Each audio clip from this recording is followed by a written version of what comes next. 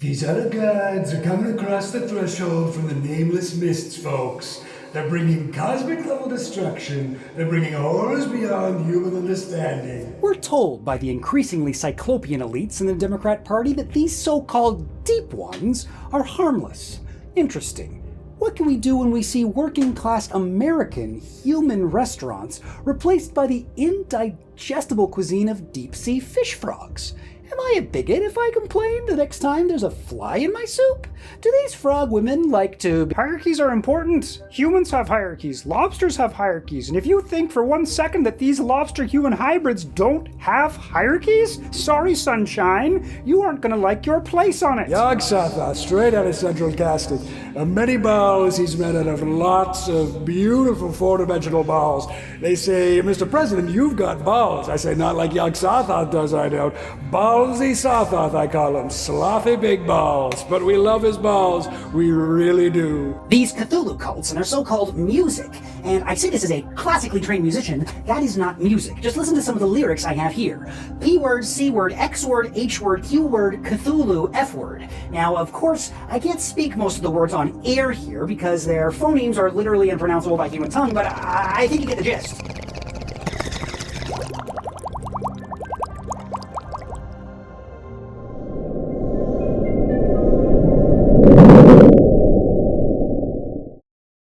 Content warning. This video contains knowledge that some viewers may consider overwhelming. If succumbing to despair when confronted with the cosmic insignificance of human affairs is not your thing, that is completely valid. So give this video a skip, and I'll see you next time. Also, there will be discussion of racist beliefs. A terrifying Leviathan slumbering deep below the Pacific Ocean. A backwoods rural family's plot to give birth to the child of a god and bring about the end of humanity. A guy in a New York City apartment who keeps his AC cranked up all the time, year-round. Like, we're talking really cold stuff. H.P. Lovecraft was an incredibly talented and creative American horror writer whose short stories and poems weave amongst each other, referencing the same fictional people, places, books, and gods. Though modern audiences are very familiar with the idea of an expanded universe, the one he created, now called the Cthulhu mythos, was one of the first of its kind. Though almost entirely unappreciated during his lifetime, Lovecraft has gone on to become one of the most important American horror writers, right up there with Edgar Allan Poe, Stephen King, and maybe even R.L. Stine. And what else? I know there's something I'm forgetting to mention about the guy. Let me just quickly check his Wikipedia page. Oh yes, he was a huge racist. Alright, I want to be completely fair here. Too often, I think Lovecraft is reduced to his white supremacy, but in reality, he was so much more than just a racist. He was also a misogynist, a homophobe, an anti-Semite, and a fascist. Now, I really like a ton of H.P. Lovecraft's writing. I find that reading his stuff really ignites my creativity, like gets me thinking. I love learning all the lore and the connections and the backstory, to his things. His stories just, they unfold non-linearly, typically from the perspective of someone who's piecing together a mystery, and it really encourages you to delve deep and figure out the nuances that he hints at, but doesn't spell out for you. H.P. Lovecraft didn't rely on writing stories about the monsters people knew, like werewolves and vampires. He wrote stories about completely unheard of monsters, and as you read it, you're like, geez, I guess that must be a thing. Am I the only one here who's never heard of a night gaunt? That said, the guy himself is, to put it nicely, a bit of a problematic fave. And to put it less nicely, he was a total piece of shit, and that was actually still pretty nice. But he's also a guy with a brilliant body of work that can be hugely enjoyable to dig into. I'm obviously not interested in canceling Lovecraft. He was already canceled by the 1937 version of the woke mob, which was intestinal cancer. Unlike celebrated living bigots like Orson Scott Card or J.K. Rowling, Lovecraft has no ability to use the profits from my glow-in-the-dark Cthulhu statuette to further oppress marginalized groups. And unlike other dead bigots like Ayn Rand, Lovecraft's stories are actually pretty good. So, in my opinion, you should go nuts and read as much or as little Lovecraft as you want. Even if you don't read Lovecraft directly, you're probably going to encounter his influences everywhere, from Stephen King to Game of Thrones to the Beatles, as well as in all of our favorite Japanese romances. But one thing you shouldn't do is be hypnotized by the beauty of the squid monsters and then decide for yourself that Lovecraft, he couldn't have been that racist, he's probably fine, or, making excuses for the guy. There's a few different ways people do this. I'm sure you heard of some of these. He was a product of his time, no more racist than the average guy back then. Okay, he was racist as a younger man, but he changed his mind and renounced the racism late in his life. Now, he was a racist, but you can enjoy his work separately from that. It's fine. So first, maybe the most common defense, you can't judge Lovecraft by today's standards. He was a product of his time. Well, everyone is a product of their time. Hitler was a product of his time too. And the T-Rex was a product of his time. And paleontologists now believe its call sounded like, black people are the real racists. As we all know, sometime in the 90s, we all got together and said, okay, nobody is allowed to be racist anymore starting now. And now, from that point on, we decided racism was bad, and we're not allowed to criticize anyone who was racist before that. Oddly, though, if there is anyone who actually wasn't a product of his time, it's H.P. Lovecraft. Born in 1890, Lovecraft had an obsession with speaking as though he were from an earlier epoch. He had a lifelong obsession with 18th century England and ancient Rome, learning Latin and making sure to speak without any vocabulary from the past 100 years. It's kind of lost now because we read his stuff and we're like, I guess this is just how people 100 years ago probably talked. But that's also how people felt reading his stuff at the time. Lovecraft, a weird guy, had a strange but pretty funny ongoing bit where he would call himself Theobaldus and pretend to be everyone's grandpa, even his older friends and his aunts. Here's a few of the ways he signed his letters, and I feel the need to just stress here, these are 100% real. Be Grandpa's nice boy, H.P. Thine observant servant, Theobaldus. Your observant Grandpa. Grandpa, Theobaldus Ambulaeus Grand Titan, KKK. Yes, he whimsically signed off as a member of the KKK there. As usual, right when you're starting to enjoy Lovecraft's quirkiness, he goes and makes it racist. Then there's the idea that although he was extremely racist for most of his life, he stopped being racist right before he died, so we should at least take that into consideration. I almost feel like this is a pseudo-religious kind of defense, like a priest whose whole thing is he shows Nazis a ContraPoints video on their deathbed to pull them left and redeem them before the Lord. He wasn't racist at the moment of death, which means he'll have his Twitter account reinstated in heaven. But if that is how you look at it and it helps you enjoy his work, I'll also say that while he did have something of a political evolution towards the end of his life, I'm not at all convinced that his racial views changed substantially or really much at all. More on that later. Which brings us to the last point, which is maybe the least objectionable morally, but I still think it's incorrect. And the idea is that you can compartmentalize him being a horrible racist and the fact that his stories are wicked and cool as hell. Yes, separating the art from the artist, the literary version of I don't see color. I have no doubt that there are some authors and artists who it's appropriate to consider separate from their work. With Lovecraft, though, I'm much less sure. Lovecraft wrote horror stories based on things that scared him, and he was nothing if not a very scared little guy. These fears of his were likely influenced by his life experiences, the way he was raised, and the many, many things he read. As you might imagine, a racist man who's also a collector of phobias is going to pick up on some racist phobias. His fear of black people, immigrants, miscegenation, and the terror of people speaking a language other than English nearby him feature in almost all of his works. It'd be like if you found out the guy who made Where's Waldo was extremely worried about overpopulation. You could technically ignore it, but you would be missing a key part of the work. Now, most of the time when people do Lovecraft analysis, they ignore the racism or they address it briefly, but they go out of their way not to acknowledge the elder god in the room for the most part. And this seems like a mistake to me. So what if I did the reverse? What if I did an analysis of Lovecraft that leaned in all the way to the racist stuff? What if we just stared into the uncomfortable abyss for a while? Just a nice afternoon picnic at the edge of the abyss.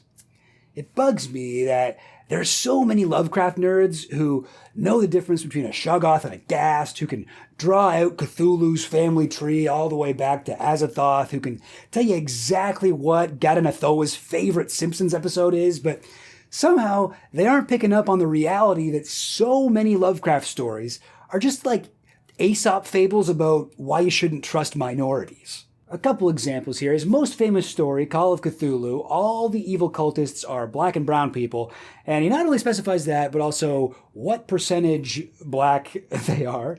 The noble sailor who escapes Cthulhu is a Norwegian guy. There's a guy who's implied to be an assassin for Cthulhu, and the single piece of evidence is that he is a black guy. Horror at Red Hook, definitely his most overtly racist story, where, again, the bad guys are black and brown immigrants stealing babies, and they are, shall we say, not described kindly. One of the elder god Nyarlathotep's earthly forms is a human with dark skin who is simply referred to as the Black Man.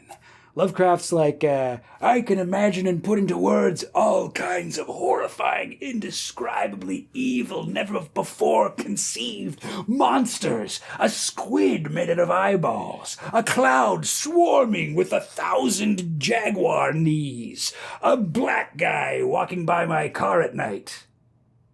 There's even a somewhat controversial take out there, maybe more of a joke than a sincere belief, that most, if not all, of Lovecraft's monsters are just metaphors for immigrants, non-white people, and the lower classes in general. I'm not sure if I'd go that far personally, but for comparison's sake, let's look at how Lovecraft describes fantastic horrors from under the sea, next to how he describes minorities in his letters. So first, here's an excerpt from his story, The Squid Men from Kragal. The organic things inhabiting that awful cesspool could not by any stretch of the imagination be called human.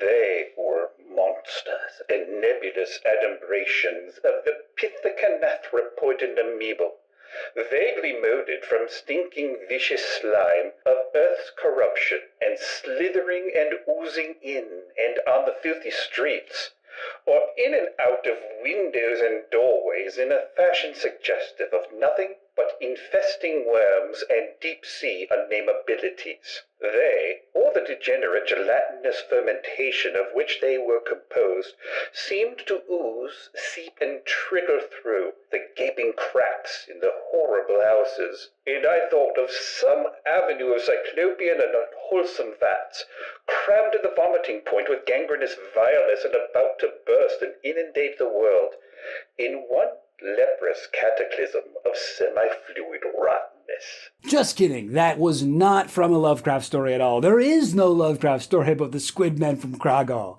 Unfortunately, that excerpt was from a letter he wrote to his friend about a time in 1922 when he visited the Lower East Side in New York and saw a bunch of immigrants. So these human people struggling to make it in America here take on all the qualities of his most horrifying inhuman monsters. Cyclopean, oozing, unnameable. He literally even says they're from the deep sea. All I did was take the racial slurs out, and it sounds exactly like a scene from Shadow over Innsmouth. It would appear that Lovecraft saw Italians as slimy monsters from deep below the ocean, which means that the Pixar movie Luca is way more Lovecraftian than I thought. Lovecraft watching Luca, he's like, oh, what is he supposed to have changed into? He looks the same both ways. So, no, I don't think you should turn off the part of your brain that recognizes racism when you read Lovecraft, because it's all over the place in there. If you get used to ignoring racist microaggressions in the sunken city of Relais, you'll be unprepared to recognize them in the office. And on the plus side, I think reading Lovecraft can give us a ton of insight about how racism and intolerance works, even 100 years later. Writing Lovecraft's racism off as just the commonly held beliefs of people from the early 20th century does two things. It allows us to forgive H.P. Lovecraft for his horrible views, while also patting ourselves on the back for not being racist anymore. But if you get to know exactly what Lovecraft believed and why, you might start to get the unsettling feeling, as I did, that Lovecraft's racism doesn't seem that ancient and unrecognizable. He'll use terms associated with the eugenics movement of his day, whereas if he were alive now, he'd probably be talking about the great replacement theory, or, PewDiePie. But most of Lovecraft's fear and hatred of non-white people fits right in with the beliefs of modern-day conservative reactionaries. Lovecraft truly doesn't seem like a product of his time as much as he seems like some impossible, extra-dimensional creature, an outsider hovering above the chronological tethers that confine the beliefs of most mortal beings to one of the variously ignorant ideologies of their contemporaries. But Lovecraft had tapped into a twisted and dangerous logic that cannot be confined to a single racist blip in the early 20th century. This is the amorphous, shifting, timeless ideology of the reactionary. And it's behind everything from the opposition to the French Revolution to all the thumbs down votes on the new Little Mermaid trailer. What was Lovecraft afraid of? Lovecraft once said that the oldest and strongest emotion of mankind is fear, and the oldest and strongest fear is fear that they'll make Mr. Potato Head non-binary. Fear of the unknown. Lovecraft's imagination led him to find horror in the unknown in three of the most unexplored places: the deep oceans, the vastness of space, and perhaps most of all, the terror lurking within the uncharted recesses of the human mind. Almost every Lovecraft story involves someone losing their mind. They look up at a big fish from space and they're like, "Oh, my mental health. Oh, I did not have the emotional capacity to receive this information right now. If only I could have taken this in when I could have held the appropriate space for it. Holy shit, that fish is fucking huge." But Lovecraft writes it in a much scarier way than that. As it happens, the mind is the very habitat of the horrible homunculus we'll be discussing today, the reactionary impulse. The logic of the reactionary is often difficult to understand. From an outside perspective, it can be contradictory, hypocritical, and can focus on seemingly innocuous things at the expense of concerns most of us would consider much more pressing. The secret knowledge to unlock the mystery of the reactionary is found within the text of an ancient and terrifying book. I'm speaking, of course, about the REACRONOMICON by Corey Robin, published in 2017. Wow, that is ancient. Pre-pandemic. Feels like a vigintillion years ago. There's a few different editions, actually. There's the original Reactionary Mind, which went from Edmund Burke to Sarah Palin. And then there's a re-release where he talks about Trump-era reactionaries. And then there's also this cool anthropodermic bibliopedgy one I picked up with a foreword by John Dee. It's a limited edition, though, because it's apparently kind of expensive to bind a book in human skin. But if you can get your hands on it, worth it. You get a couple extra endnotes there. So this book explores the ideology of the reactionary, which is one of the best words to describe Lovecraft, and also one of the best words to angrily call your parents when they won't give you a ride to the mall. So what is a reactionary? You look like you know. Yes, I do. Oh, you're a book. Come on now, this guy, he thinks he's not a book. Well, he's a book. He's a book that thinks he's a guy. Someone, I forget who, said that the history of all hitherto existing society is the history of class struggles. Wherever there are class hierarchies, there are people on the bottom of those hierarchies struggling to lift themselves up and get a little taste of those sweet, sweet, delicious human rights enjoyed by those in the upper levels. Yum, yum, yum, yum, yum, yum, yum, yum, yum. Now, this is the story of the French Revolution, women's suffrage, the civil rights movement, gay marriage, Occupy Wall Street, and the difficult road to become the very first all-Guyanese team to win the Stanley Cup. Let's go fighting Kanche peasants! Come on, boys, protect the house! Now, you would think that the people on the upper levels would just be like, "Oh, sorry, I thought everybody got in a piece, so I went back for seconds. Here, you can have the rest of mine. I'm so sorry about that." But that's typically not how things go. The people on the upper levels of whatever type of hierarchy we're talking about usually get very upset and fight back, not only to stop the revolution, but to stop the oppressed people from wanting a revolution, to reframe societal understanding so that revolution becomes unthinkable and silly. I'm going to be talking about hierarchy a lot in this video, but if you'd like to refamiliarize yourself with the concept, I highly recommend this video on What is Hierarchy by the YouTuber Anrel. They do a really good job of breaking down hierarchy from all kinds of angles and really covering it top to bottom. Get it? Oh, we like to have fun around here. And if you already know what hierarchy is, go subscribe anyway. Good channel, deserves more subs. Check them out. The Cult of Cthonservatism. It's quite strange that For the past few centuries, all around the world, in different cultural contexts, unique socio-political climates, there appear to be cults arising to put forth near identical goals around building and maintaining hierarchies. These go by many names, but their reactionary chanting is identical. Now, everyone can be a reactionary. It's a glitch in the human brain that's present in all of us. There are plenty of reactionary liberals. There are plenty of reactionary leftists. People who believe in equality on paper yet still fall prey to occasionally mistaking equality for oppression. Let he who is without sin cast the first stone. And if you are without sin, ask yourself why you feel the need to throw a stone at someone just because they sinned before and you haven't. That's very reactionary behavior. Quick, everyone, throw stones at him!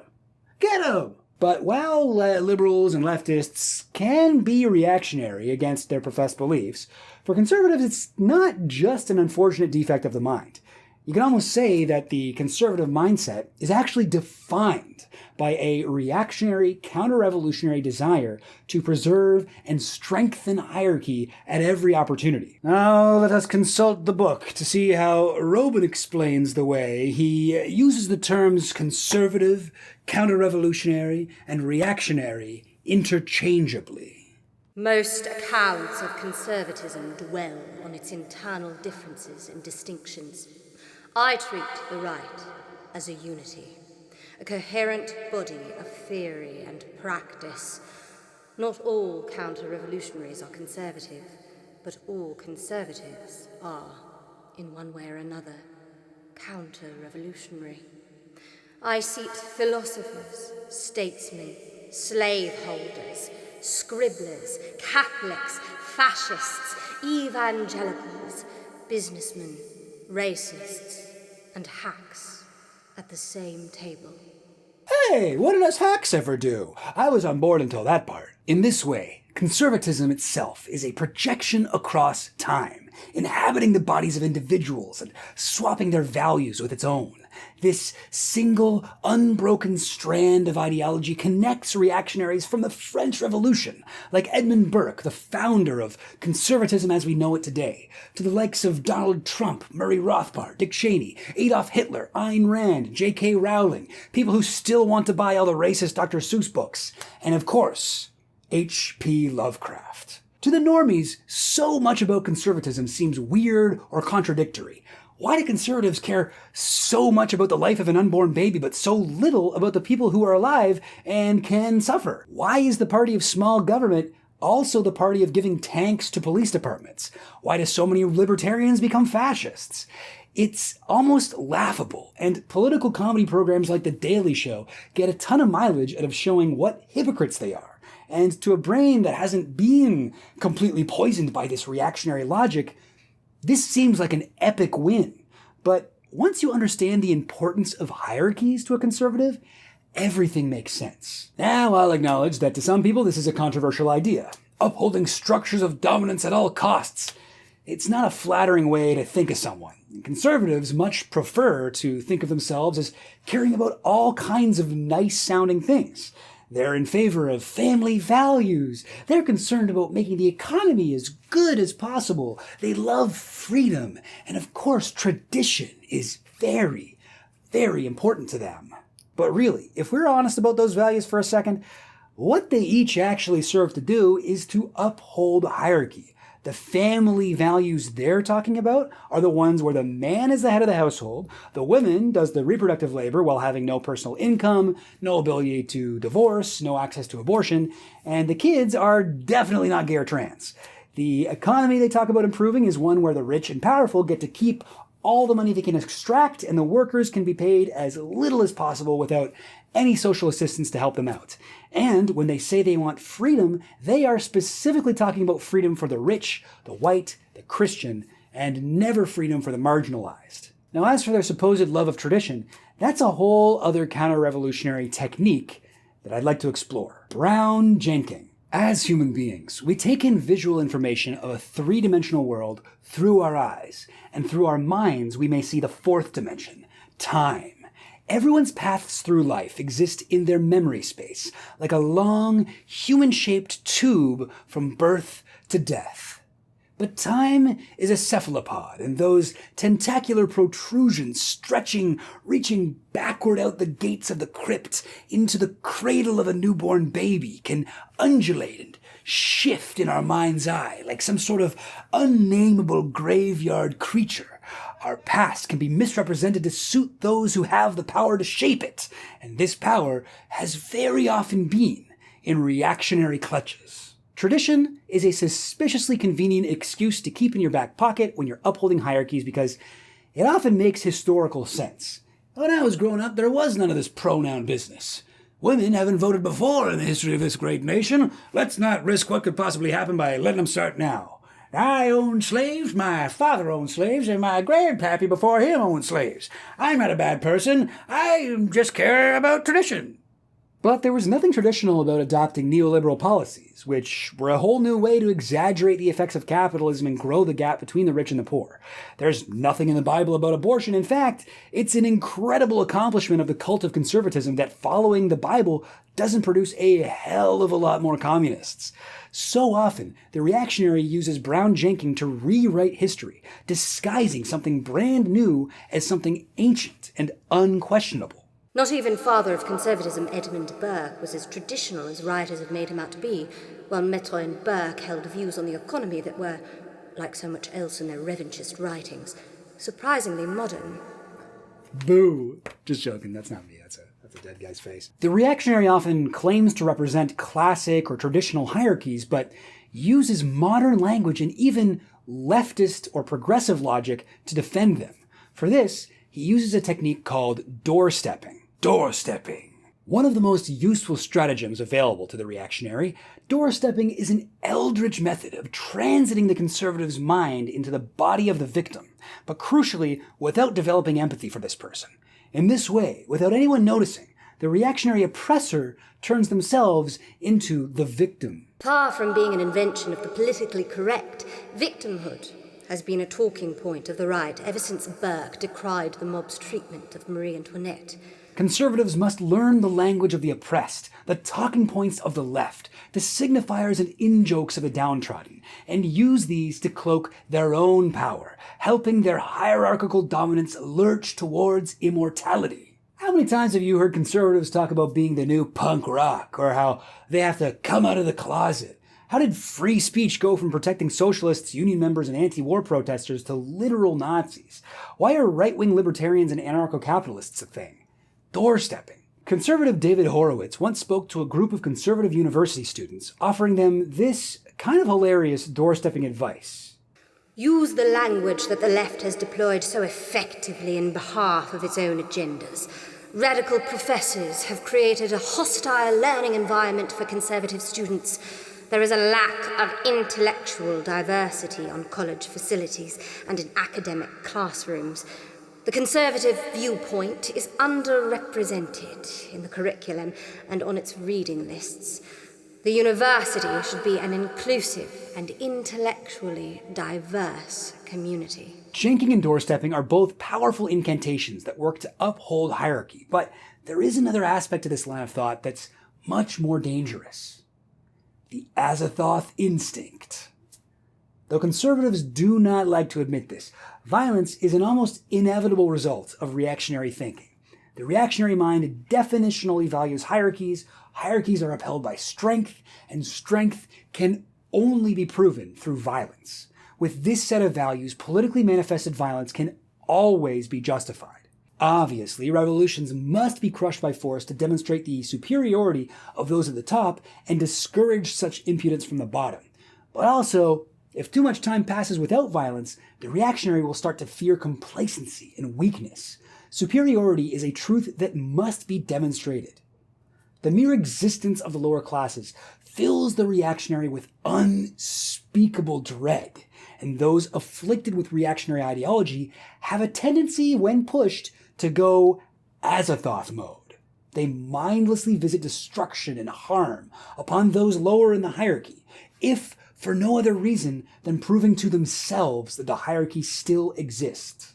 Conservatives thrive on a world filled with mysterious evil and unfathomable hatreds, where good is always on the defensive and time is a precious commodity in the cosmic race against corruption and decline. Coping with such a world requires pagan courage and an almost barbaric virtue, qualities conservatives embrace over the more prosaic goods of peace and prosperity. Wealthy nations must not just keep to themselves, they must also prove their superiority by engaging in acts of empire. Wars and genocides are the traditional ways to prove that pagan courage and barbaric virtue that we're talking about, but the modern reactionary also makes the economy their battleground, exerting violence through economic devastation, sanctions, and austerity. All violence must be undertaken with a sense of mindless necessity, with conservatives beating the drums and pipes of war to herald these Azathothian performances of strength. Lovecraft, a Lifecraft. With our understanding of the reactionary mindset, I'm going to go over Lovecraft's biography in order to shed some light on his dark and occluded mental processes, and hopefully shed some insight into why he believed the things he did. To really get inside of the hidden reactionary mind of H.P. Lovecraft, I wanted to go right to the source, his letters. I guess the real source would be his brain. Imagine if I just somehow had H.P. Lovecraft's brain in a little gold container. I feel like that's probably a thing somewhere. Like, it would be 100% on brand if Lovecraft donated his brain to further the noble science of phrenology. But here's something you might not know about H.P. Lovecraft. He was one of the most prolific letter writers in American history, writing at least 870,000 letters in his lifetime, of which about 10,000 survive. At some points, it appears Lovecraft was writing and mailing around 15 to 20 letters every day, and in the depths of his poverty would often sacrifice meals to be able to keep in touch with his many pen pals. In a way, Lovecraft had created his own internet, to which he became hopelessly addicted. You can imagine him today being one of those Twitter accounts where you're like, how many times a day does this guy post? My God. Although, to be fair, he would have definitely got himself permanently banned from Twitter. Maybe Elon would have let him back on. Anyway, Lovecraft's letters have been published in 5 volumes, but they're only available in hardcover and they are kind of expensive. No ebook edition either. Luckily, all 5 copies are available in the reference section at Danforth University, which is just a couple of short bus rides from my place in Toronto. So I was able to get to a place where I could study the published letters to my heart's content. And here's what I found. Actually, before I get into my retelling of Lovecraft's life, I feel like I should mention that while I'll be analyzing this person's life and applying things I read in a book to explain the psychology behind his beliefs, I am not a psychologist or a political scientist or someone who ever met this guy or an expert in Lovecraft stuff. Is this a bad idea for me? Should I pick another topic for a video? No, it's too late. I already have the script written, so I'm still going to do this. I'm definitely going to make a few assumptions here, but I'm not necessarily thinking of this as using politics to analyze Lovecraft so much as using Lovecraft's stories and letters to analyze the thought process of the reactionary. Howard Phillips Lovecraft was born in 1890 to an affluent New England family. Real quick, I've seen people online make a big deal out of this picture, so yes, he wore a dress and had long hair as a child, but that was actually normal for boy and girl children. Here's FDR in a dress. Now this actually is an example of something that was a product of its time. Gender is a performance. It changes culturally and chronologically. When Lovecraft was 3 years old, his father was institutionalized for an unknown mental illness, later dying in the hospital. Lovecraft and his mother moved in with her father, a wealthy businessman with the awesome name of Whipple Phillips. H.P. was very close with Whipple Phillips, and the next few years of Lovecraft's life was spent in luxury, living in a massive house waited on by 2 maids who were likely the only black people he ever had regular interactions with his entire life. Many have speculated that Lovecraft was around a lot of racism growing up, which seems likely. For example, the Lovecraft family owned a black cat whose name I dare not speak aloud because it is just the N-word. So yes, very decent chance he picked up a bit of racism from his family as a child. Now, Lovecraft was one of those kids who complains all the time about being born in the wrong generation. For him, the perfect time to grow up would either be 18th century England or ancient Rome. Around the age of 10, he became generally fascinated by the past, a fixation that would stay with him for the rest of his life. He dated his notes a couple centuries back and made a sincere effort to be a 10-year-old boy who spoke with the dialect of a man 100 years his senior. When I was 10, I set to work to delete every modern word from my vocabulary, and to this end adopted an Old Walker's Dictionary, 1804, which was for some time my sole authority. But things were about to get worse for Lovecraft, which is honestly a sentence I could put between pretty much any event after he turns 10. His grandfather's businesses started to fail, and Lovecraft's life got markedly less luxurious. Whipple Phillips passed away in 1904, so Lovecraft and his mom were forced to move into a much smaller house without servants. As a child, my array of toys, books, and other youthful pleasures was virtually unlimited. The poor were simply curious animals about whom one spoke insincerely and to whom one gave money, food, and clothing. But actual decline did set in when I was about 10 years old, so that I saw a steady dropping of servants, horses, and other adjuncts of domestic management. Of course, the reactionaries' greatest fear is to lose their position of privilege. In many cases, this fear is unfounded, unrealistic, fantastic. But for Lovecraft, this Trump family campfire ghost story was a reality. People who aren't conservative often fail to realize this, but conservatism really does speak to and for people who have lost something. It may be a landed estate or the privileges of white skin. Nothing is ever so cherished as that which we no longer possess. Lovecraft had fallen far and was insecure in a lot of ways. He was unable to complete high school or attend university as it stressed him out too much to attend. To reclaim his masculinity, his pride, the sense of class superiority he still felt long after it had been snatched from him, it's possible he chose to retreat into his whiteness, specifically with an obsession with the superiority of his Germanic heritage. Lovecraft was an insatiably omnivorous reader and consumed a ton of pseudoscience about race.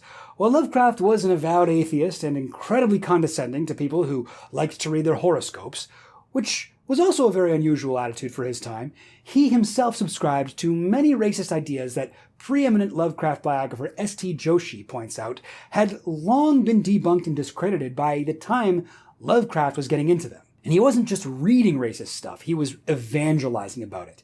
Here's some racist snippets from a few of his letters from around this time. Our present social order has its defects, but is evidently a natural growth and better fitted to preserve an approximate civilization than any utopian scheme conjured up overnight by some artificially thinking radical. I deem it most proper to recognize the divisions into which nature has grouped mankind. Science shows us the infinite superiority of the Teutonic Aryan over all others, and it therefore becomes us to see that this ascendancy shall remain undisputed. Any racial mixture can but lower the result. The Teutonic race is the cream of humanity. Hey, come on, just because we got the complexion of cream doesn't mean we're the cream of humanity. Come on now. Obviously, a broke guy like Lovecraft could see that society was not necessarily set up for optimal success. However, he still felt the need to cling to the system that ensured his whiteness, more specifically, his Teutonism, would be privileged. Being at the top of one hierarchy, he could make a defense of others. The conservative defends particular orders, hierarchical, often private regimes of rule, on the assumption, in part, that hierarchy is order. Aspiring to a career in journalism at first, Lovecraft launched his own magazine called The Conservative, which never really picked up. Then at 27, Lovecraft wrote the first short horror story that would become a part of the Cthulhu mythos, a tale called Dagon. Howard remained close with his mother, living with her and being constantly together. Then, in 1919, when he was 29, his mother was institutionalized for her own mental illness. Lovecraft visited her frequently, and in his letters, he seems to believe that she's improving and will be able to return home soon. However, this was not to be. His mother died a few years later. Howard then moved in with his aunt and was soon writing more stories than he had ever before over the next several years. Considering the circumstances, it's very unsurprising that mental illness plays such a prominent role in so many of his stories. A time passed and the world transformed, and Lovecraft's reactionary beliefs only became more focused. Immigration to the U.S. from 1900 to 1920 reached levels higher than ever before. Roughly as many immigrants arrived in America in the first 20 years of the 20th century than the previous 50 years combined. I wrote and rewrote that sentence like 6 times, and I still don't know if that made sense, but let's just say immigration was up. These expats were largely from non-English speaking countries like Italy and places in Eastern Europe. So this demographic shift lined right up with Lovecraft's increasing financial hardship. Still living with his aunts into his 30s, Lovecraft was already writing several stories that are considered classics today.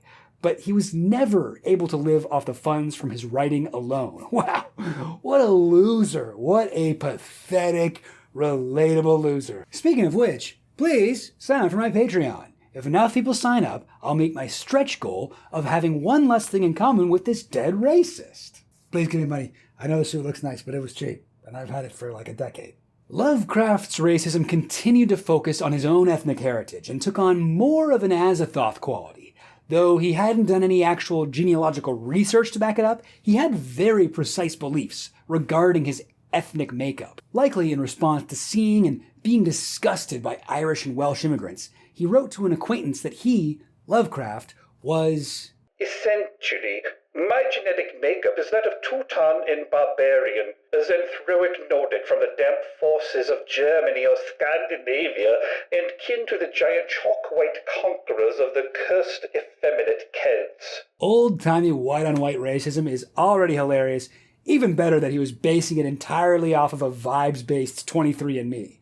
Lovecraft estimated that due to his pale skin and tall height, he must be at least 99.9% Teutonic.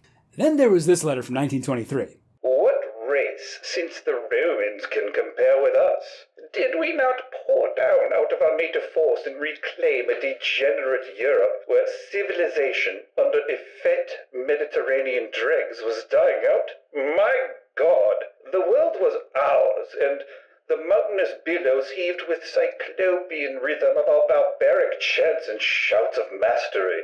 Art? By Woden, were not our deeds and battles, our victories and empires, all parts of a poem more wonderful than aught which Homer could have strike from a Grecian lyre? Oh, yeah, we are men, we are big men, we are strong men, for we make men do what we want. Let no man balk us, for our gods are big gods, and our arms and swords are tough. I know that was long, but trust me, he goes on like that for a while. I find it really hilarious that Lovecraft's all like, "Grr, my Viking blood gives me lust for battle," when he also couldn't finish high school because he got too scared. Obviously, he's being a bit tongue-in-cheek here, but even through the joke, we can see old Grandpa Theobaldus Brown Jenking all over the place, reimagining a past where the world literally belonged to his ancestors. We also see Azathoth's impulse for violence, that hierarchies must not only be won, but kept through violence and subjugation.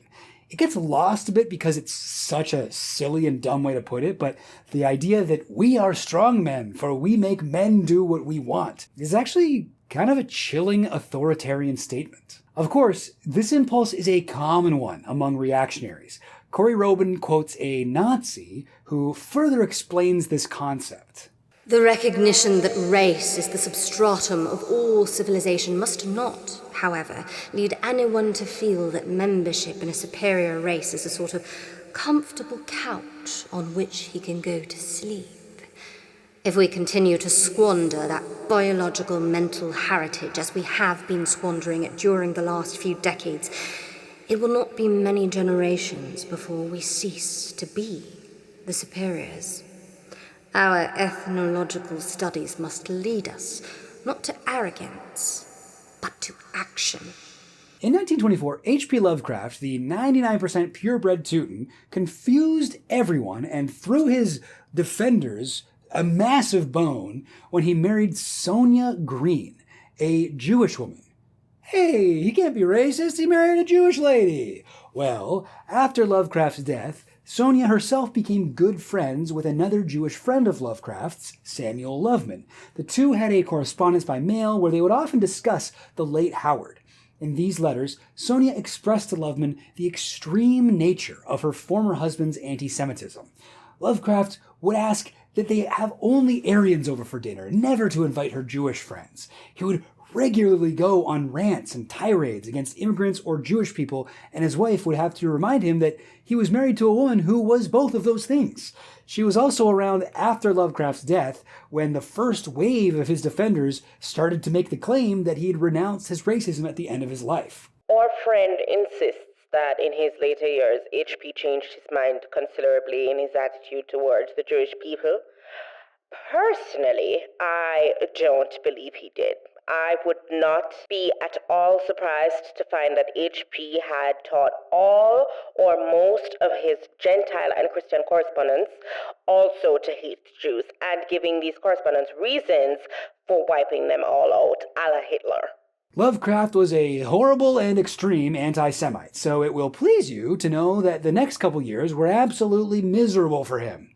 The couple moved to New York, where Lovecraft tried and failed to find a job, surrounded by immigrants, many of whom, to his increasing frustration, seemed to be able to find work in the city just fine. Sonia said of her husband during this time, "Whenever we found ourselves in racially mixed crowds, which characterized New York, Howard would become livid with rage. He seemed almost to lose his mind." Sonia left Lovecraft in New York to pursue employment in Cincinnati, and the still unemployed Lovecraft moved into a tiny, horrible apartment in a district called Red Hook, funded only by an allowance from his wife. Lovecraft grew to hate this area with a burning rage due to its immigrant population. I'll tell you something about Mr. Lovecraft. The man loved to wear suits. This guy was the platonic ideal of the wear bow tie and bring a suitcase to math class kid. His entire wardrobe seems to be tailored suits, but in May of 1925, Lovecraft's apartment was robbed. Maybe not surprising that a guy walking around a low-income neighborhood in different three-piece suits every day would get robbed, but in addition to other valuables, every one of his beloved suits were taken except for one blue suit draped over a chair that he'd forgotten to hang up. This incident was yet another devastating loss of status for Lovecraft. Though he was certainly not a member of the upper class and hadn't been for decades, his fashion was a way for him to be seen by others the way he wanted to be seen, as a white man of means. The robbery incident pushed Lovecraft's reactionary tendencies to new heights. A short story Lovecraft wrote about his hated neighborhood, The Horror at Red Hook, is known as his most overtly racist story. Out of all the legitimately tragic stuff that happened to him throughout his life, the thing that broke him was not being able to dress like a fancy boy anymore. It wasn't for another year after the robbery that Lovecraft finally moved back to Providence to live with his aunt. Returning to his hometown, Lovecraft famously proclaimed, "I am Providence." His creative output began to accelerate after 2 years in New York with little publishable writing to show for it, aside from his many letters, which were not publishable until he became famous, like way after he died. The first story he completed upon his return to Providence would become his most legendary, The Call of Cthulhu. Also, I should mention, Lovecraft says the correct way to pronounce it is Cthulhu, which sounds like a children's cartoon rabbit, and I will not be calling it that. All right? This is like Lovecraft's version of like, no, it's pronounced Jiff. Shut up. I don't respect you. I'm not changing my ways. I'm a traditional guy. After years of doing genealogical research by looking in the mirror and making the most racist assumption possible, Lovecraft decided to actually look into his family background.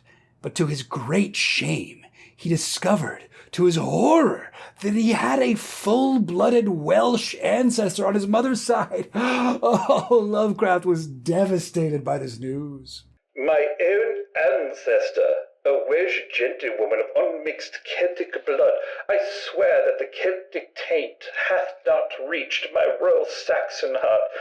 Yes, after all, there was a lot of good of the old Saxon left in Grandpa Theobald, and I defy any young whippersnapper to philosophize it away. Lovecraft would later call 1931 his last year as a reactionary, and if that's the case, he went out with a bang. He'd become very interested and intrigued by the Nazis and Hitler. 1931 was also the year Lovecraft wrote one of his most popular and best stories. The only story by Lovecraft to be published in book form during his lifetime, Shadow over Innsmouth, which had a printing run of just 200 copies, which are worth a lot of money right now. Living through the Great Depression in the 1930s, Lovecraft saw others around him reduced to the same level of poverty he'd been acquainted with for some time now. Now, this did appear to have an effect on his politics. HP had always been a defender of capitalism and the right of the wealthy to exploit as they will, but in the last few years of his life, he shifted to the left.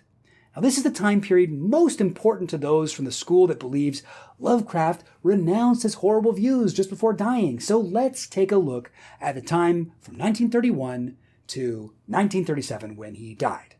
So in 1934, a friend of his wrote to Lovecraft to complain about communists, presumably calling them degenerates or something. Well, we don't have that letter. We just have Lovecraft's response, where he mounted a defense of communists, sort of. Actually, there are many persons of the highest character who think communism forms the only ultimate solution of the present breakdown of capitalism. To them, some sort of communism, in each case suited to the history and traditions of the race involved, seems the only way to enforce a civilization-preserving economic plan. I find it interesting that he defends communism in a way that we know would appeal to the preferences and values of the reactionary here.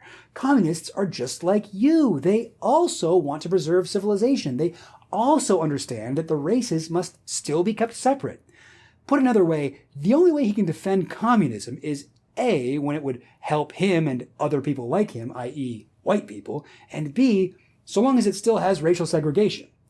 In 1936, a year before his death, he expressed admiration for the social safety nets in Scandinavian countries. The nations of Scandinavia form a very hopeful sign, for there the plutocrats are gradually backing down under the combined pressure of increased government supervision and the competing systems of consumer cooperatives. England is also very well on the way. The United States has the handicap, but even here the Northern European temperament has softened the savagery of reaction.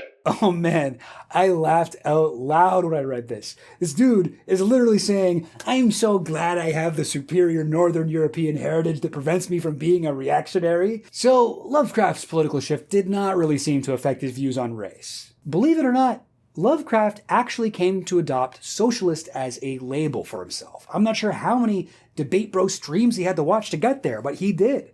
About a month before his death from intestinal cancer, he wrote this. Capitalism is dying from internal as well as external causes. Laissez-faire capitalism is dead. Make no mistake about that. The only choices are a military and emotional fascism, where millions of persons will be placed on a dole, or in concentration camps, or socialism. Take your choice. All this from an antiquated mummy who was on the other side until 1931.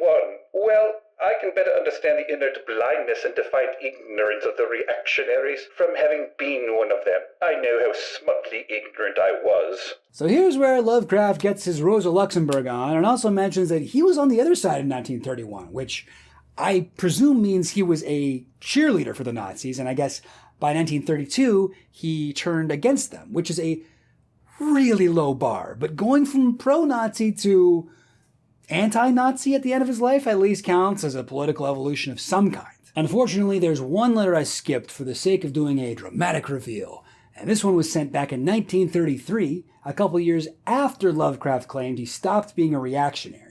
He's discussing Hitler, and he's going basically, we can both agree Hitler is crude and goes too far with a lot of this stuff, but I have to admire what he's trying to accomplish with the Jewish population. Hitler's vision is of course romantic and immature and colored with a fact-finding emotionalism.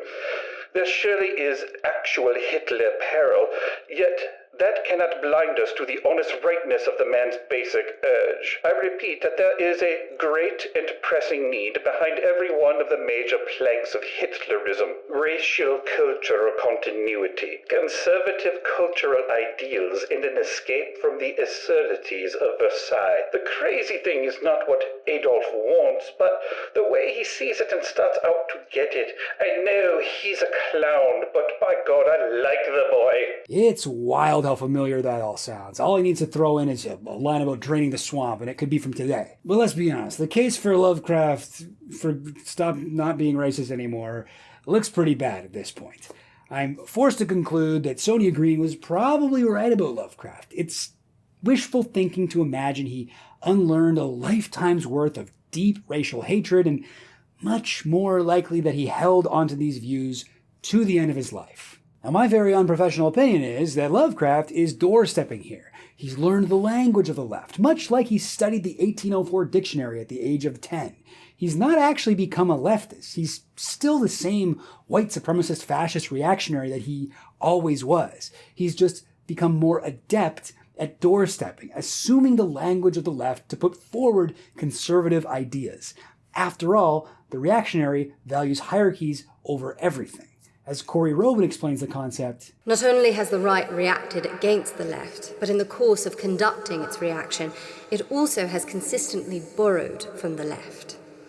As the movements of the left change, from French Revolution to abolition, to the right to vote, to the right to organize, to the Bolshevik Revolution, to the struggles for black freedom and women's liberation, so too do the reactions of the right. the important thing is to uphold hierarchies. The excuses given for doing so are secondary, window dressing, and subject to change whenever necessary.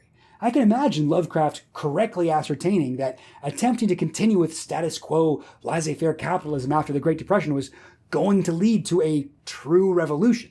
So he doorstepped into the mind of a revolutionary leftist and offered himself up as a socialist, but a socialist who approved of subjugating Jews and other non-Aryan races.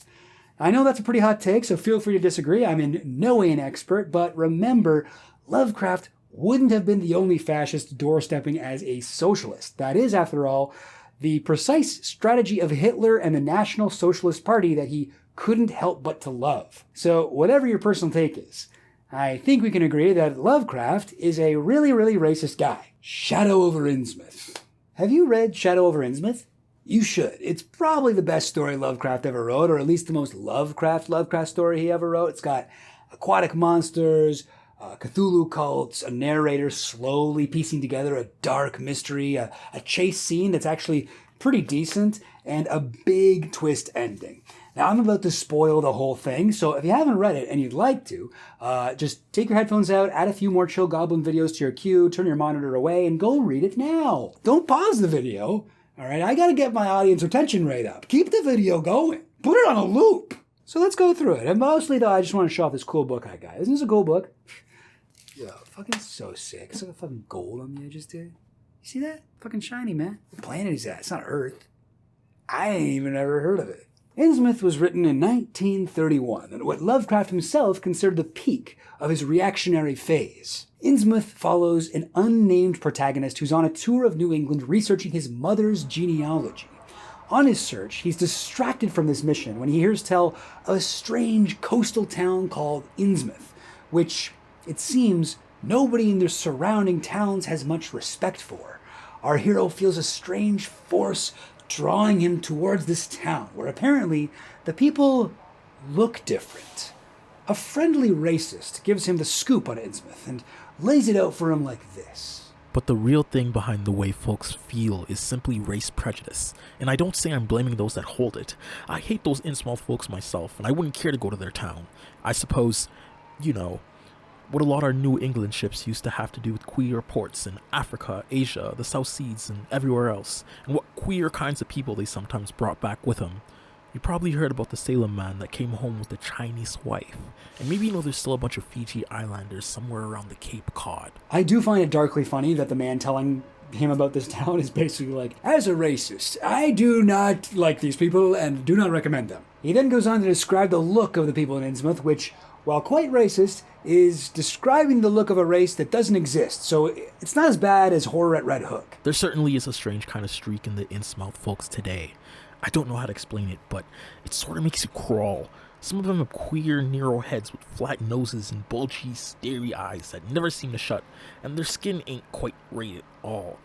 Rough and scabby, and the sides of their necks are all shriveled or creased up, get bald too very young. The older fellows look the worst. Fact is, I don't believe they've ever seen a very old chap of that kind. Guess they must die of looking in the glass. Our intrepid explorer hears this tale and says, "Whoa, these dudes got weird necks? Okay, this I gotta see," and takes the next bus to the town of Innsmouth. And once he gets to Innsmouth, our narrator sees that the kindly racist man he spoke to was right.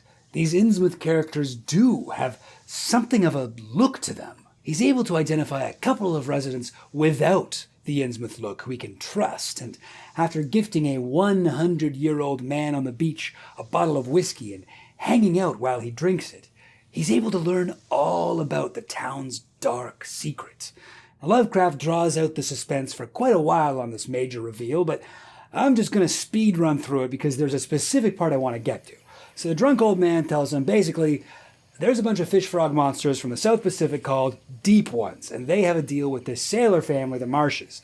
The Deep Ones give the Marshes valuable gold and art and cultural artifacts and fish, and in exchange, the fish people get to have sex with the Marshes and the residents of Innsmouth, and that's all they want, to have kids with humans. Seems like kind of a bad deal for the fish people, but I have to admit I'd also prefer to have sex with a human than a fish, so maybe I get it, but anyway, the hybrid children born from the human fish parents are the people in the town with the look, and as they get older, they look more and more like fish frogs, and eventually they return to the ocean where they live forever. So clearly, I don't think this is too much of a reach here, we are hearing a morality tale about the dangers of race mixing, and I think it's telling that Lovecraft doesn't bother to give the fish any more motivation than just wanting to have kids with humans. Humans get gold, fish get kids. Why? You know, these fish, they live to be thousands of years old. Is their biological clock ticking? They just gotta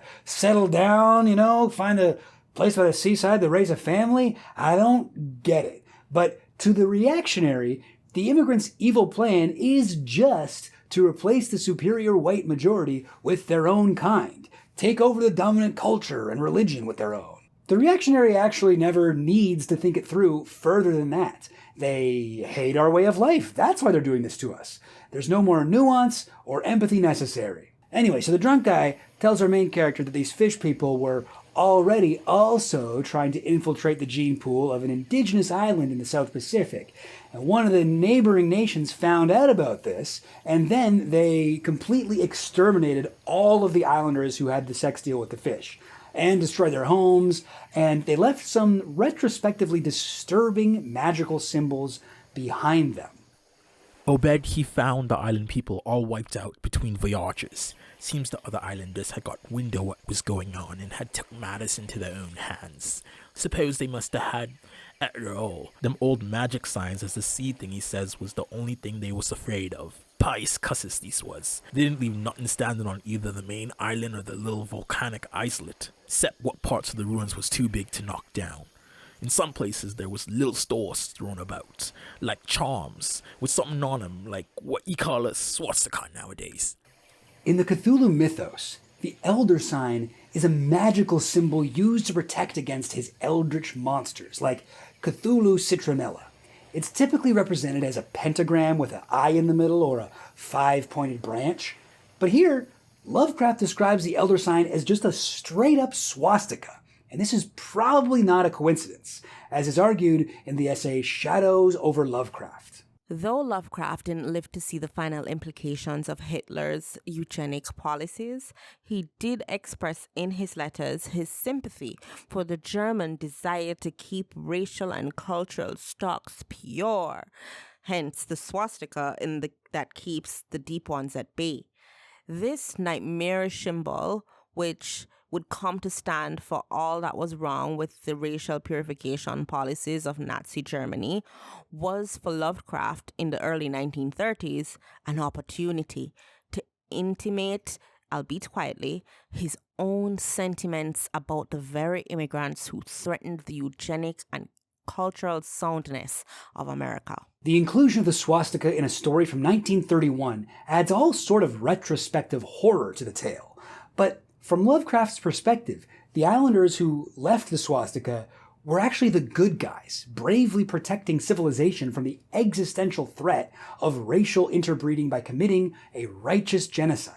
Such a violent act has its own measure of horror, to be sure, but we are meant to see these actions through the reactionary Azathoth filter, a great and unpleasant violence that must nevertheless be done for the good of maintaining order. So, the main character wants to get out of Innsmouth, so he tries to board the bus, but it needs repairs, so he'll have to stay the night. He overhears some locals on the street speaking in a language that he could have sworn was not English. And this is a bit of a mask slip on Lovecraft's part because he often builds the horror up by describing languages or voices that are not human or could not be made by human tongues or whatever. But here it's just, oh my god, these people are speaking a language other than the hegemonic norm. What the hell is happening? Am I living in a nightmare world? And it's like, yeah, you fucking xenophobes. Some people speak other languages. It doesn't mean they're evil frogs or whatever. I imagine in an earlier draft it was just Spanish. Our hero rests for the night in a hotel called the Gilman, because sometimes Lovecraft writes his stories like he's doing his own Mad Magazine parody of them. That night, our hero is attacked by unseen foes, attempting to get into his locked room. This is easily the most exciting part of the whole story, so we're going to skip right past it. He escapes. On his way out of the town, he gets a good look at the fish frogs, who look like giant frogs wearing human clothes. Oh, the very face of evil, the witnessing of which would surely drive one to total mental collapse. After narrowly escaping this town, our frog-phobic narrator goes straight to the police. Now, normally, in horror, the police generally pretty useless. But in this one, they believe this fish story and immediately leap into action. I'd spend more time unpacking the propaganda here, but it's a pretty minor part of what makes this story problematic. So the FBI gets involved, and this is how Lovecraft tells you what happened next. During the winter of 1927 to 28, officials of the federal government made a strange and secret investigation of certain conditions in the ancient Massachusetts seaport of Innsmouth. A vast series of raids and arrests occurred, followed by the deliberate burning and dynamiting, under suitable precautions, of an enormous number of crumbling, worm-eaten, and supposedly empty houses along the abandoned waterfront. Some of them public wondered at the prodigious amount of arrests, the abnormally large force of men used in making them, and the secrecy surrounding the disposal of the prisoners. No trials or even definite charges were reported, nor were any of the captives ever seen thereafter in the regular gaols of the nation. There were vague statements about disease and concentration camps, and later about dispersal in various naval and military prisons, but nothing positive ever developed. Innsmouth itself was left almost depopulated, and is even now only beginning to shew signs of a sluggishly revived existence. The federal government has recreated the actions of the genocidal islanders from earlier. Faced with the existence of a community of half-human, half-deep one hybrids, it's strongly implied that they elect to perform a quiet holocaust. Most chilling to modern readers is Lovecraft's use of the term concentration camps in a story written years before the Nazis would rise to power and create the camps that have become forever associated with the phrase. But concentration camps existed before the Nazis, and they existed after. They were first used as a tool of colonialism in Cuba by the Spanish and during the South African Boer War by the British. It's a way of concentrating people who have not been accused of a crime into a prison-like environment. It's also consistently been a tool for colonizers all over the world to slowly murder a population through disease, starvation, or punitive execution, as it's implied happened to the deep ones in this story. The Nazis' death camps were different in that they were concentration camps with the explicit goal of murdering as many people per day as possible, and it seems Lovecraft's imagined American concentration camps served the same purpose, the eradication of a population. Was he a genius or a psychic or a four-dimensional witch to be able to predict something like this? No. This mindless Azathothian violence is just the inevitable endpoint of the reactionary mindset. And when Lovecraft created this fictional scenario of malevolent race mixing, the story solution he came up with was the same one the Nazis did. The gut punch of a covered-up American Holocaust is not the end of the story. It's actually just a fake-out happy ending before the final awful twist. You see, our main character looks into his family history and discovers something truly horrifying. He's part Welsh. Just kidding. No, he's not part Welsh. It's not that bad. He actually finds out he's distantly related to a fish person on his mother's side. In his notes, Lovecraft created an entire family tree showing the character's relation to his great-great-grandmother Fthiali, a fish thing born in 78,000 BC who is still alive, living under the ocean, just off the coast of Innsmouth. But our protagonist doesn't just discover this information, he feels it. His amphibious blood seeps into his mind, entirely changing the way he sees the world. He resolves to return to the sea and live forever with his family, who presumably will forgive him for causing a genocide of them. The story ends with a perversion of the 23rd Psalm. I shall swim out to that brooding reef in the sea and dive through black abysses to Cyclopean and many-columned Yarnitle, and in that lair of the deep ones we shall dwell amidst wonder and glory forever. Like so many Lovecraftian protagonists, our narrator has lost his mind, or at least he has not conformed to a standard we'd consider sane.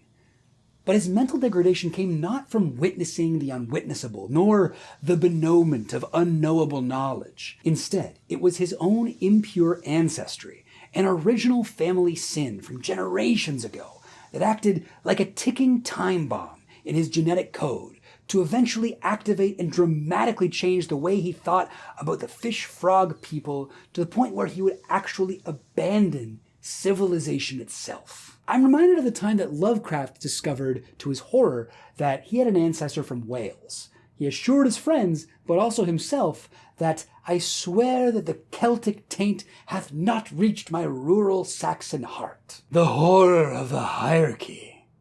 Lovecraft's great contribution to literature was the creation of a genre he called cosmic horror, an inventive new way for horror authors to terrify their readership without resorting to crude means like blood and guts or a talking bird that reminds you of the lost Lenore. Cosmic horror imbues a specific sense of despair and hopelessness upon its protagonists and readers. It pulls the rug out from under human reality, the lies we tell each other that there is an established order to the world to reveal the cosmic insignificance of all human existence, that it could be wiped away completely by vast forces we have no way to wrap our human minds around. That's why cops make great cosmic horror protagonists, or government employees, even journalists or academics.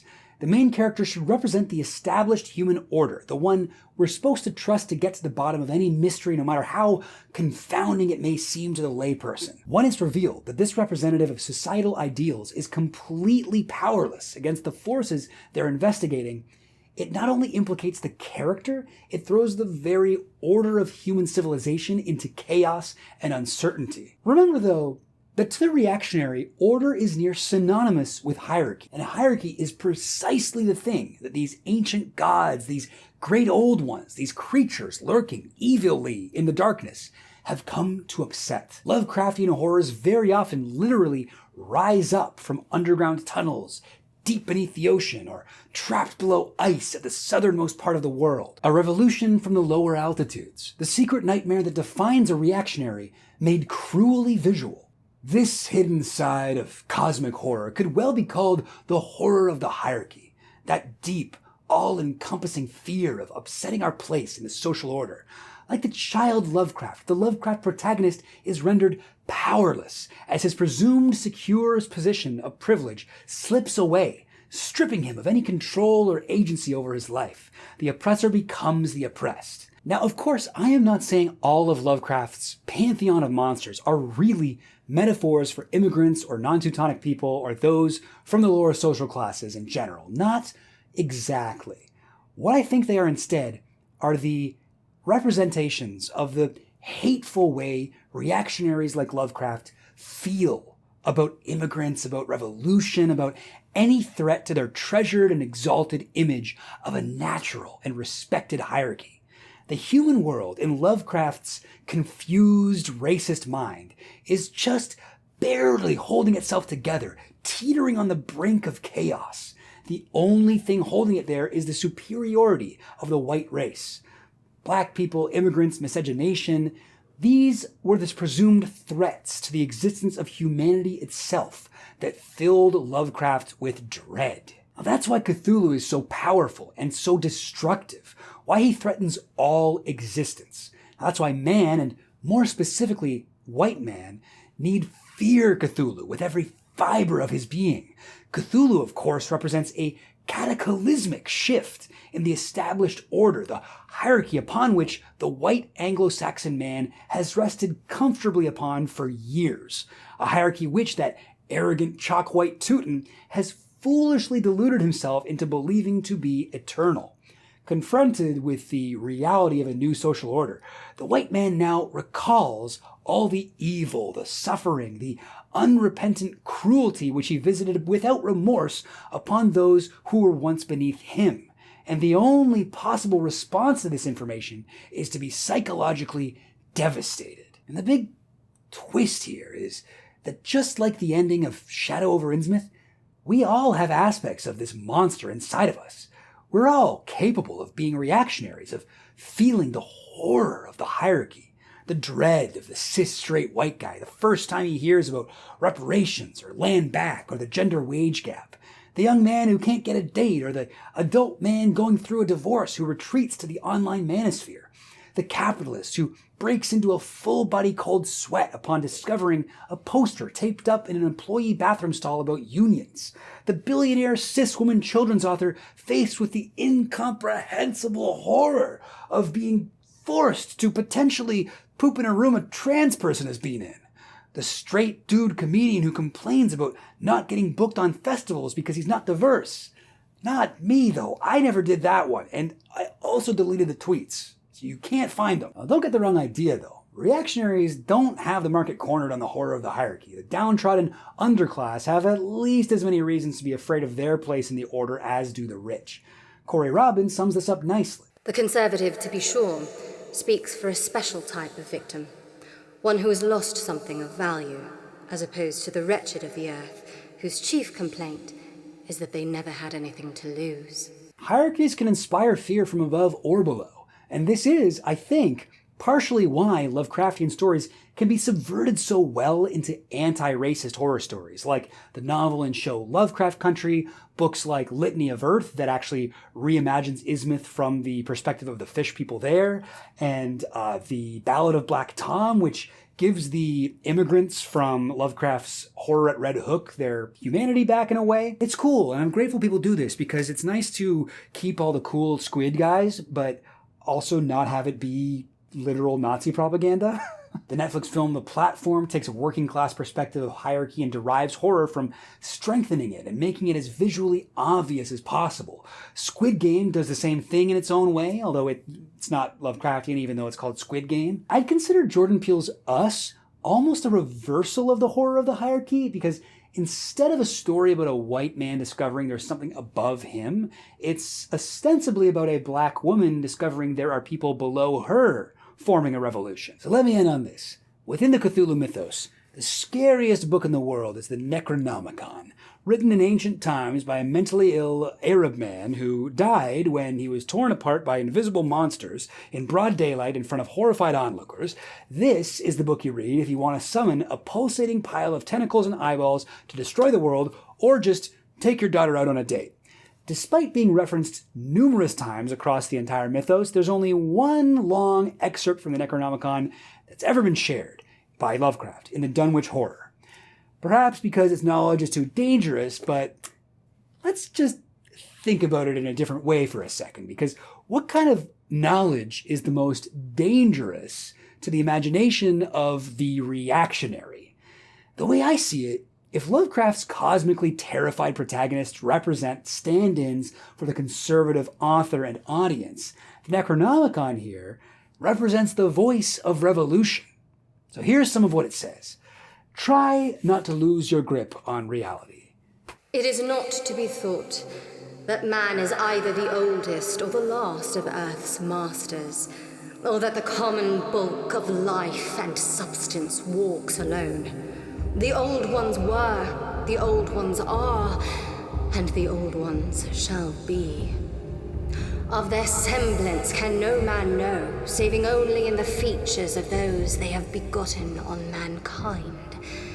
And of those are there many sorts, differing in likeness from man's truest image to that shape without sight or substance, which is them.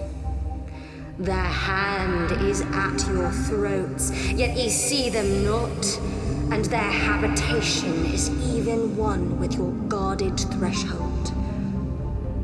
Yog-Sothoth is the key to the gate whereby the spheres meet. Man rules now where they ruled once. They shall soon rule where man rules now. They wait, patient and potent,